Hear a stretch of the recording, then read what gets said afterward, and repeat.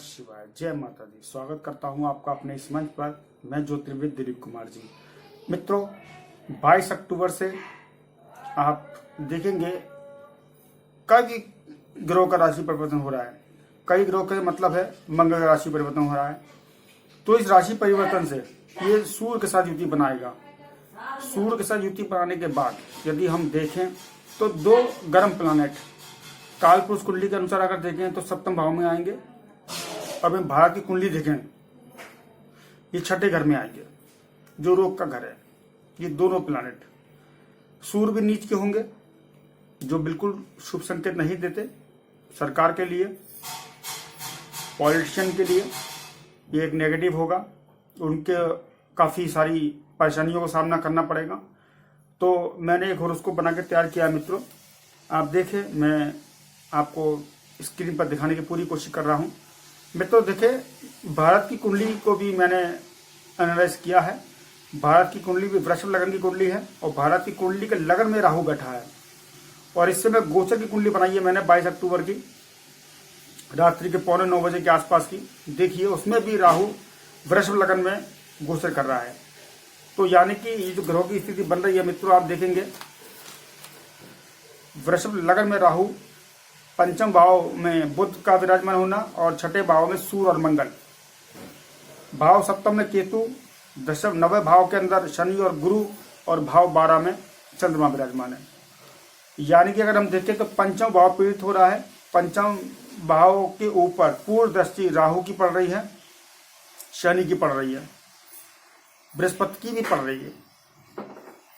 तो मित्रों, पंचम भाव का यह पीड़ित होना। और दूसरा अगर हम देखें भारत की महादशा का जो पड़ाव है, कौन सी महादशा चल रही है, उसका क्या प्रभाव होगा। तो देखिए मित्रों, चंद्रमा की महादशा चल रही है भारत की कुंडली में 2025 तक रहेगी।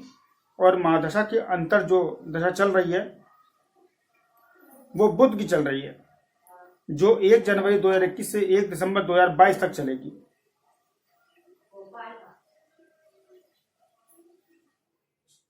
और प्रतिनिधा दशा भी 13 अक्टूबर से 8 जनवरी 2022 तक चलेगी, बुध की ही रहेगी। तो अब यहां हम क्या देखते हैं मित्रों, हम देखते हैं कुंडली का पंचम भाव पीड़ित हो गया। पंचम भाव से हम शिक्षा देखते हैं, छात्रों को देखते हैं।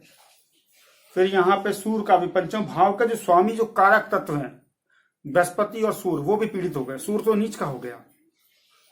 यानी कि मेरी कैलकुलेशन के अनुसार अगर मैं देखूं तो सरकारी संपत्तियों को नुकसान होने का प्रबल योग बना हुआ है। शिक्षा को लेकर कोई बड़ी चीज सामने आ सकती है, या हो सकता है छात्रों द्वारा किसी तरह का कोई ऐसा योग सामने आ जाए। तो मैं यहाँ छात्रों को अलर्ट रहने को कहूंगा, सावधान रहने को कहूंगा, क्योंकि पंचम भाव पीड़ित होना बिल्कुल अच्छा नहीं है मित्रों। दूसरा, सूर्य का नीच का होना सरकारी संपत्तियों को भी नुकसान दिखाता है। सरकारी संपत्तियों को नुकसान का योग बनता है। और जितने भी पॉलिटिशियन हैं इनको भी बहुत सावधान रहना पड़ेगा। इस 22 अक्टूबर से लेकर 22 नवंबर तक का समय बहुत ही ज़्यादा नुकसानदायक और डिप्रेशन वाला हो सकता है मित्रों। यहाँ अगर मैं देखूं तो मेट्रो सिटी जितनी भी हैं, रेड अलर्ट दे रहा हूं मैं आप लोगों को। कैलकुलेशन है मेरा एक एस्ट्रोलॉजी कैलकुलेशन जो मैंने देखी वो आप लोगों के सामने बयां कर रहा हूं। मेट्रो सिटी, ये बहुत सावधान रहे। यहां पर कहीं ना कहीं बम से संबंधित कोई घटना भी घट सकती है। बहुत सावधान आप लोगों को रहना है। जहां बेरोजगारी बढ़ सकती है, पेट्रोल गैस के दाम बढ़ेंगे, क्योंकि 22 अक्टूबर को ही मंगल तुला राशि में प्रवेश करेंगे,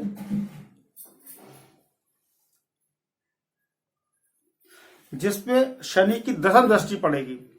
मंगल के ऊपर शनि की दशम दृष्टि पड़ेगी और सूर्य के ऊपर भी मित्रों शनि की दृष्टि पड़ेगी। तो कहीं ना कहीं हो सकता है किसान आंदोलन ये कोई बड़ा रूप में उभर के आपके सामने आए, ऐसा मैं इंडिकेशन दे रहा है। क्योंकि शनि से हम छोटे मजदूरों को देखते हैं, शनि से हम नौकरों को देखते हैं। तो शनि की पूर्ण दृष्टि सूर्य पे होना, सूर्य राज्य सत्ता का कारक है।